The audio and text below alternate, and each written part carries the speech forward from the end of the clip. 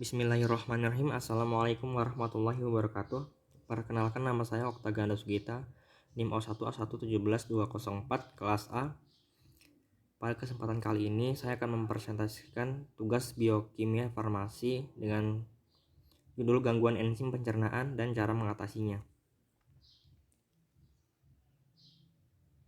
Untuk sub-sub materi yang akan saya jelaskan yaitu yang pertama pengertian pencernaan, yang kedua organ-organ pencernaan dan prosesnya, yang ketiga enzim, dan yang keempat penyakit enzim pencernaan dan cara mengatasinya. Bismillahirrahmanirrahim. Assalamualaikum warahmatullahi wabarakatuh. Perkenalkan, nama saya Okta Ganda Sugita, NIM O1A1171204 kelas A. Pada kesempatan kali ini saya akan mempresentasikan tugas biokimia farmasi dengan judul gangguan enzim pencernaan dan cara mengatasinya. Sistem pencernaan adalah proses mencerna makanan yang kita makan yang bentuknya masih kasar menjadi bentuk lebih halus dan sederhana untuk diserap sari-sari makanannya. Sistem pencernaan dibagi menjadi tiga, yaitu yang pertama pencernaan mekanis, yaitu pencernaan makanan secara fisik, mengubah bentuk kasar menjadi lebih halus, seperti mengunyah, menggiling, mengaduk, menekan maupun melumatkan. Yang kedua pencernaan kimiawi atau enzimatis, yaitu pengubahan zat makanan dengan bantuan enzim pencernaan. Dan yang ketiga pencernaan biologis, yaitu pencernaan yang memanfaatkan kerjasama yang menguntungkan dengan mikroba. Sedangkan menurut tempat terjadinya, pencernaan dibagi menjadi dua, yaitu yang pertama pencernaan intrasel, yaitu pencernaan yang terjadi di dalam sel, dan pencernaan ekstrasel, yaitu pencernaan yang terjadi di luar sel atau melalui saluran pencernaan.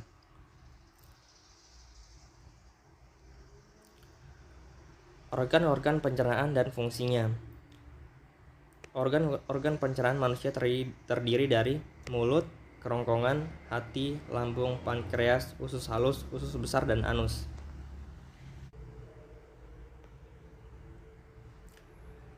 Yang pertama, rongga mulut. Bagian-bagian rongga mulut terdiri dari gigi, lidah, dan kelenjar air liur. Bisa kita lihat keterangannya pada gambar di samping. Bagaimana makanan dicerna di rongga mulut? Di dalam rongga mulut, makanan akan dicerna secara mekanik oleh gigi, lidah, dan kelenjar air liur dengan cara dikunyah dan dihaluskan, agar menjadi potongan-potongan makanan yang lebih halus. Selain dikunyah oleh gigi, pencernaan makanan di rongga mulut dibantu oleh enzim amilase yang dihasilkan oleh kelenjar air liur. Enzim amilase berfungsi untuk mengubah amilum menjadi maltosa sehingga makanan yang kita makan akan terasa manis. Yang pertama itu adalah gigi manusia. Gigi di dalam rongga mulut dikelompokkan menjadi tiga jenis, yaitu gigi seri, gigi taring, dan gigi geraham. Gigi seri berbentuk pahat, berfungsi untuk memotong makanan, dan gigi taring berbentuk lancip dan runcing, berfungsi untuk menusuk dan mengoyak makanan.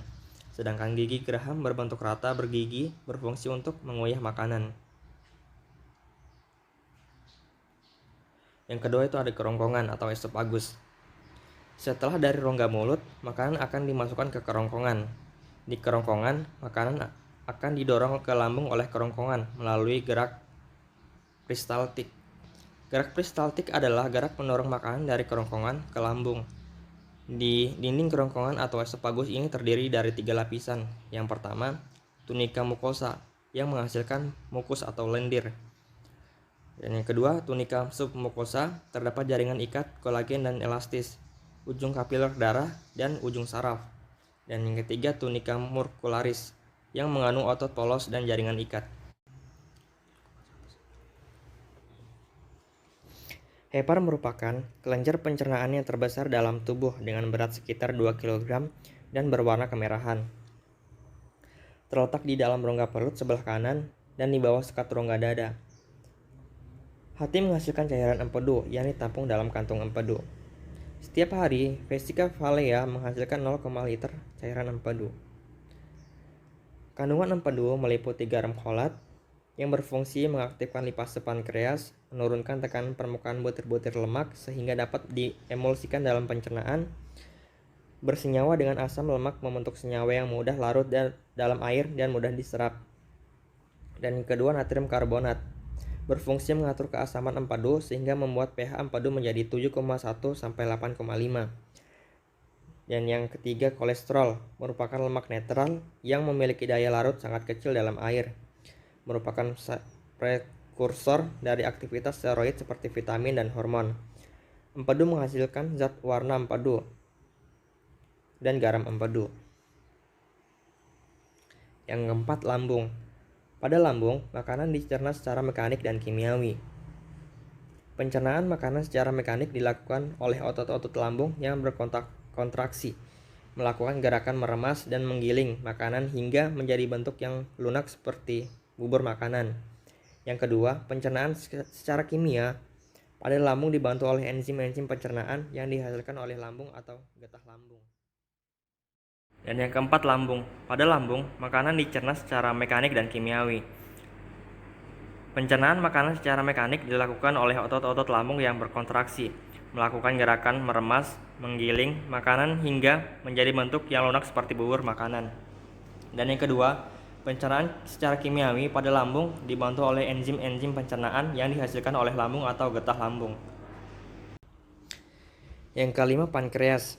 Terletak di dekat vertikulus rongga perut sebelah kiri, yaitu di antara duodenum dan limpa, dengan panjang sekitar 15 cm dan 5 cm.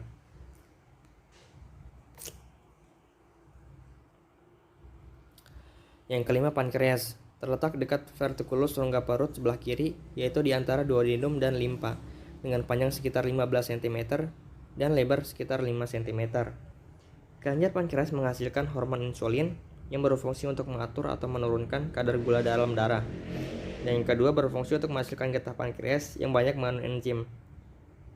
Enzim tersebut yaitu amilopsin atau amila pankreas, stepsin atau lipase pankreas, tripsinogen, karbohidrase, dan garam NaHCO3. Dan selanjutnya, usus halus. Makanan dari lambung yang telah terbentuk bubur kemudian masuk ke dalam usus halus dan dicerna kembali dan diserap sari-sari makanannya. Usus halus terdiri dari yang pertama, usus 12 jari atau duodenum, panjangnya sekitar 1/3 meter. Di dalam usus 12 jari terjadi pencernaan makanan dengan bantuan getah pankreas. Getah pankreas dihasilkan oleh kelenjar pankreas. Getah pankreas mengandung enzim-enzim pencernaan seperti enterokinase, lipsin, laktase, maltase, disakarase, peptidase, lipase, dan sukrase. Fungsi getah empedu antara lain mengemulsikan lemak agar mudah diserap oleh tubuh menjadi asam lemak. Yang kedua, memberikan zat warna kecoklatan pada makanan yang sedang dicerna. Selanjutnya, usus besar. Pada usus besar, sisa-sisa ampas makanan diserap kandungan air dan garam-garam mineralnya. Kemudian, ampas makanan tersebut dibusukkan oleh bakteri pembusuk yang hidup di usus besar, yaitu bakteri Escherichia coli. Sebelum dibuang ke anus, ampas makanan yang telah dibusukkan oleh bakteri Escherichia coli dan telah berbentuk kotoran atau tinja terlebih dahulu masuk ke rektum yang terdapat pada ujung besar. Rektum memiliki polos yang apabila rektum tersisa ampas makanan dan otot berkontraksi maka akan menimbulkan rasa ingin membuang air besar. Yang selanjutnya, anus. Anus adalah saluran pembuangan terakhir. Selanjutnya, anus. Anus adalah saluran pembuangan akhir, tempat keluarnya feses atau tinja ampas makanan sisa proses pencernaan yang terletak di dasar pelvis. Di anus terjadi proses perjalanan terakhir dari fases yang telah dibentuk di kolon.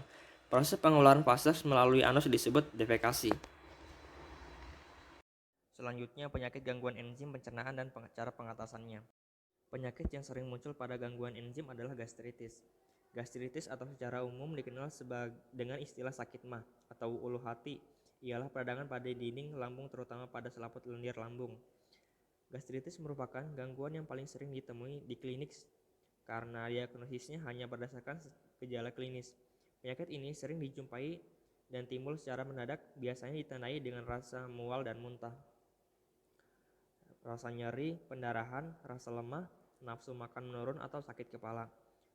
Gastritis didefinisikan sebagai peradangan yang mengenai mukosa lambung. Peradangan dapat mengakibatkan pembengkakan mukosa lambung sampai terlepasnya epitel mukosa superficial yang menjadi penyebab terpenting dalam gangguan saluran pencernaan.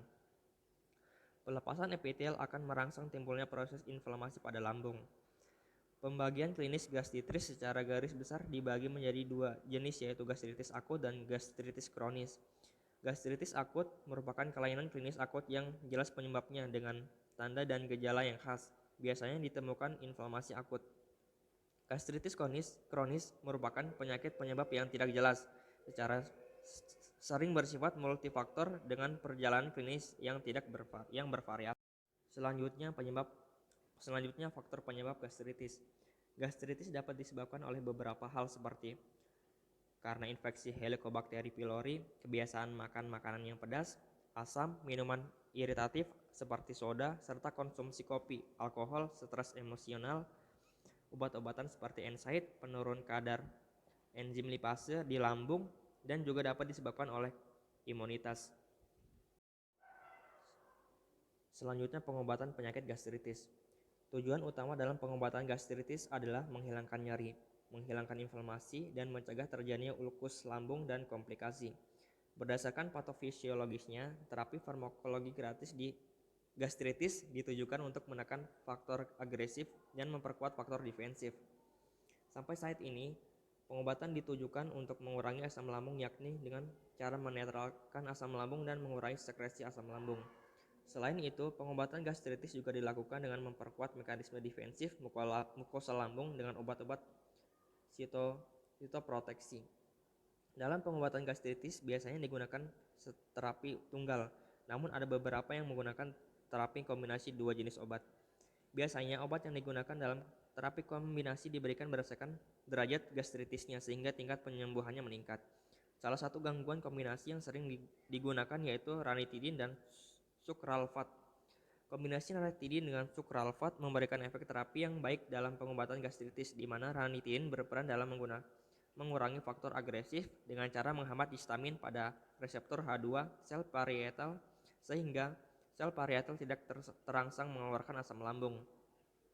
Sedangkan sukralfat berperan dalam meningkatkan faktor defensif dengan cara melindungi mukosa lambung dengan kombinasi ranitidin dan antasida di mana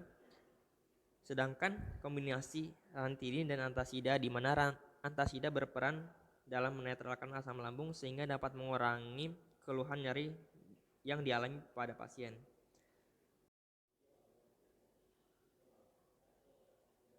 Baik, itulah tadi penjelasan materi mengenai gangguan enzim pada pencernaan dan cara mengatasinya. Wassalamualaikum warahmatullahi wabarakatuh.